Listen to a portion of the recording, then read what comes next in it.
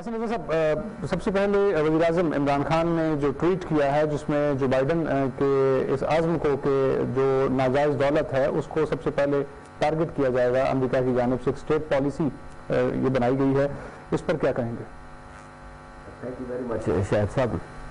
وزیر اعظم صاحب کا یہ پرانا الیکٹورل ان کے جو دور کا جو ہے نا یہ پلان تھا، اکثر اس کا ذکر کرتے رہتے تھے کہ ہماری جو اشرافیہ ہے انہوں نے اپنے جو منی ہے ڈرٹی منی وہ گلف میں، یورپ میں اور امریکہ میں اسٹیش کی ہوئی ہے، اور اس کے لیے وہ اکثر کہتے تھے کہ میں آتے ہی اس پہ اپنی پالیسی لے آؤں گا اور ادھر سے ہم اس منی کو واپس لانے کے لیے بہت کوشش کریں گے، تجزیہ کریں گے.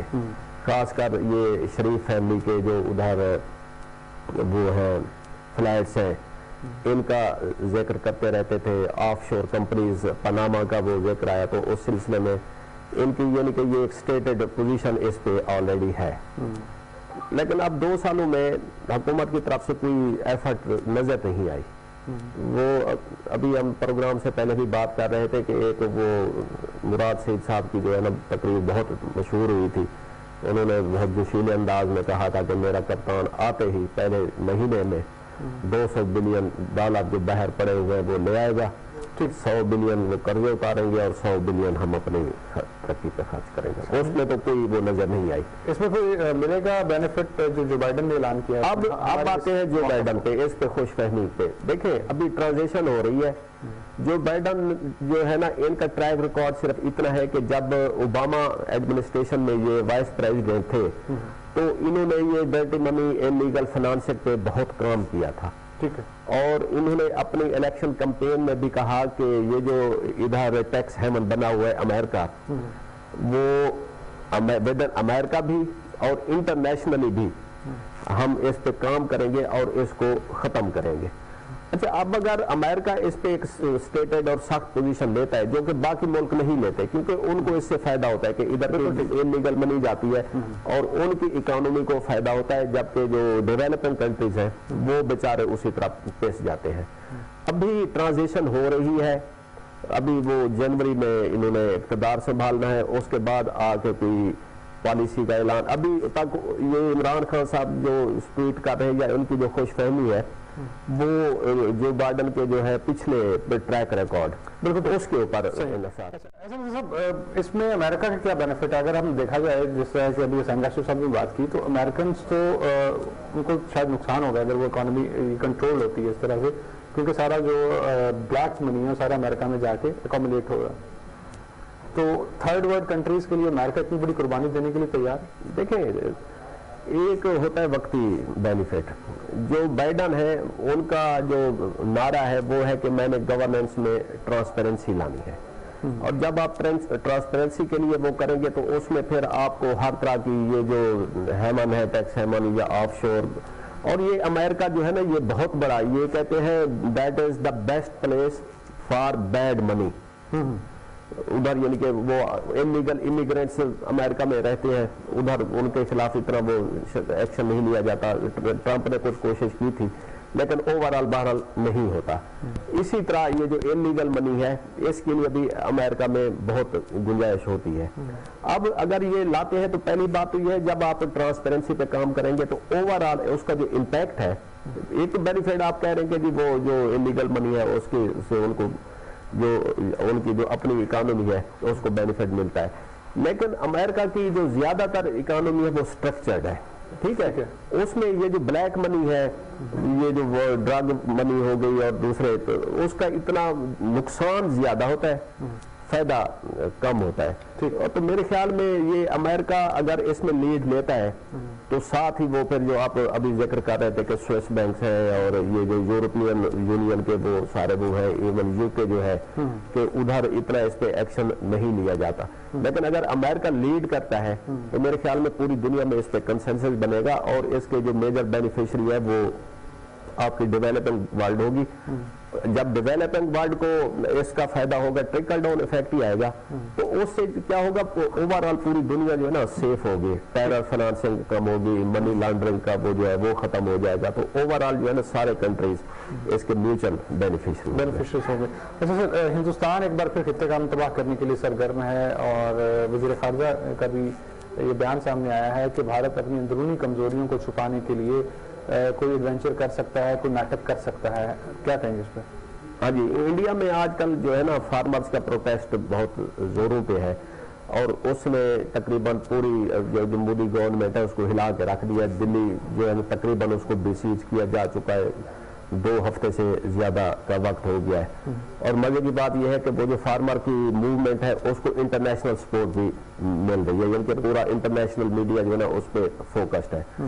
अब ऐसे में मोस्टली जो ये गवर्नमेंट्स करती हैं, जो मोदी इंडिया करेगा कि उधर से जो है ना अटेंशन एक तो डाइवर्ट करनी है मीडिया की भी, पब्लिक की भी, और अब कुछ प्रेशर जो उन पे आया हुआ है उसको ख़त्म करने के लिए तो उनके पास ये जो होता है कि एंटी पाकिस्तान सेंटिमेंट उनको जगाने के लिए वो फॉल्स फ्लैग वो कर सकते हैं। अच्छा, इसका अमकान जो है हमारी इंटेलिजेंस एजेंसीज या गवर्नमेंट कर रहे थे कि जब से कश्मीर में इन्होंने वो आर्टिकल्स रिवोक किए थे उसके ऑटोनॉमी के, तो तब से इन्होंने इंटरनेशनल फोरम पे पूरी दुनिया में जोर शोर से कहा कि जी इंडिया ये इस तरह का ऑपरेशन करेगा। बिल्कुल, ओपनली ये सारी बातें की पाकिस्तान में नवंबर दिसंबर में टेररिज्म करवाया जा सकता है। हाँ जी, करवाया जा सकता है और अब बहुत ही इनके पास क्रेडिबल इंफॉर्मेशन थी, इंटेलिजेंस रिपोर्ट्स थी, अब सैटेलाइट से भी वो मूवमेंट का थोड़ा आइडिया हो जाता है। तो बेसिकली वही जो उनका अपना इंटरनल उस पे प्रेशर है इंडियन गवर्नमेंट पे, उससे अटेंशन डाइवर्ट करने के लिए उनके पास इससे कोई बेस्ट प्लान नहीं हो सकता। और ये अच्छी बात है कि पाकिस्तानी गवर्नमेंट ने इस इशू को बहुत अच्छी तरह से हाईलाइट कर दिया है ताकि दुनिया जो है वो जान सके कि ये पहले भी आपको याद होगा इन्होंने जब इन्वेड किया था और हमने इनके 2 टियारे मार गिराए थे, तो उधर से इनके जो सारे डिजाइन है ना वो तकरीबन एक्सपोज हो गए थे। तो अभी उम्मीद काफ़ी है कि हमारी हुकूमत के इस अलर्ट से ये जो इंडियन गवर्नमेंट का प्लान है ये कुछ अरसे के लिए शायद डिले हो जाए या वो। ऐसा मिर्जा साहब, आप देख रहे हैं कि हुकूमत ने पहले सख्त मौक़िफ़ भी लिया और कहा गया, इवन लाहौर में मरीम साहबा और जो दीगर लोग थे उनके खिलाफ 600 मुकदमात भी हुए, लेकिन फिर शाम को ही इमरान खान साहब ने कहा कि हम इनको जलसा करने देंगे और इनको एक्सपोज होने देंगे। अब लग रहा है आपको कि हुकूमत की तरफ से कोई रुकावट होगी और जिसको मद्देनजर रखते हुए मीटिंग्स हो रही हैं? देखिए, जब एजिटेशन होता है हुकूमत रुकावट डालती है तो वो उसमें अपोजिशन को ना पॉइंट स्कोरिंग का मौका मिल जाता है। इनको अपना एक्सपीरियंस याद होगा कि जब इन्होंने धरना किया तो इनको बिल्कुल स्मूथ पैसेज मिला, लाहौर से गोजरावाला से इस्लामाबाद, वो कंटेनर जहाँ जाते थे उधर पहुँच जाते थे। तो वो इतना वो फिर उसका इम्पैक्ट भी नहीं हुआ। आपने देखा होगा कितने दिन, 106 दिन धरना जारी रहा और उसके बाद आखिरकार इनको खत्म करना पड़ा। इस तरह अब ये पीडीएम को वही खेल खेल कर एक बंद गली में धकेलना चाहते हैं कि करें जी जलसा। अब पीडीएम की लीडरशिप मिली है, उन्होंने कहा जी लाहौर का जलसा जो है ना इसको कामयाब बनाएंगे। ओके जी, कामयाब क्या होगा, बहुत बड़ा क्राउड आ गया, एक प्रेशर बिल्ड होता है जाहिर है, लेकिन जलसा हो गया। उसके बाद इनके पास प्लान क्या है? वो इन्होंने कहा रेजिग्नेशन और लॉन्ग मार्च।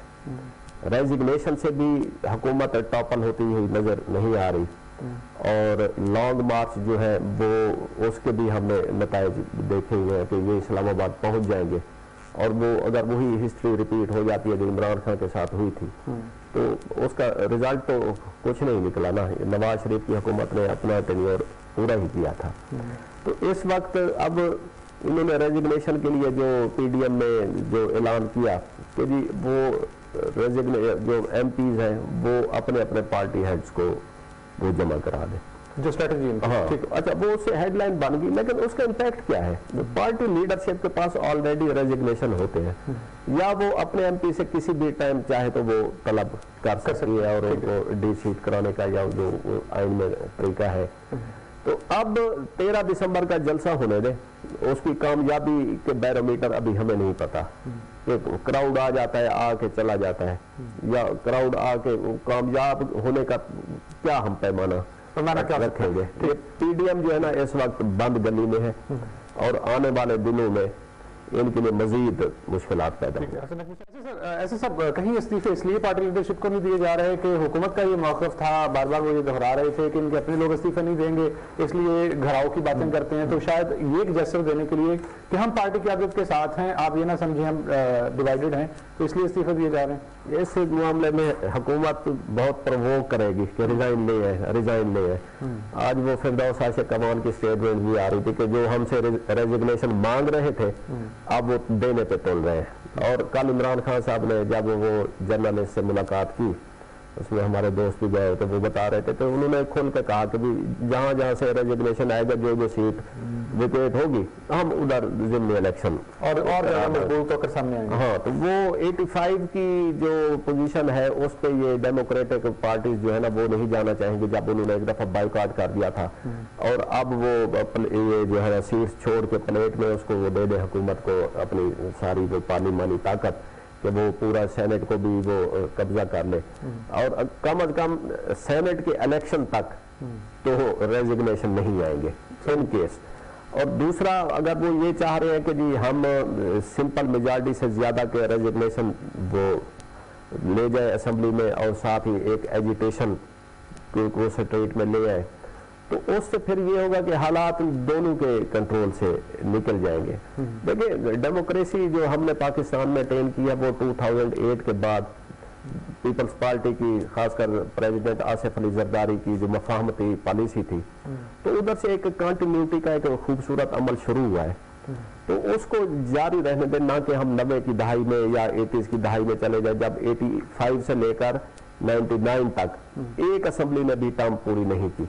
تو اب ایک دنیا میں ہمارا ایک بہت اچھا امیج بن کے آ رہا ہے کہ جی ہماری 2 اسمبلی جو ہے وہ انہوں نے اپنا وہ ٹینیور کمپلیٹ کیا ہے, تو تیسری کو بھی ہونے دیں. اگر اس حکومت کو آپ چلتا کرتے ہیں تو اس کے لیے جو کانسٹیٹیوشنل مینز ہیں آپ کے پاس وہ اپلائی کریں. اس حکومت کے پاس سمپل میجارٹی بھی نہیں ہے, آپ جائیں ایم کیو ایم کو اپنے ساتھ لیں, ادھر سے جو اور چھوٹے گروپ ہے پی ایم ایل کیو ہے, آزاد جو شامل ہوئے تھے, ان کو لے کے ہم ایک یعنی کہ ود ان ہاؤس ایک چینج لا سکتے ہیں, بجائے اس کہ ہم کوئی اور طریقہ.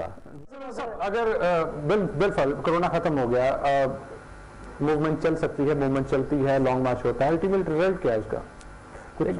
جیسے کہ ابھی آپ بات کر رہے تھے کہ حکومت ٹاپل ہوتے نظر نہیں آ رہی.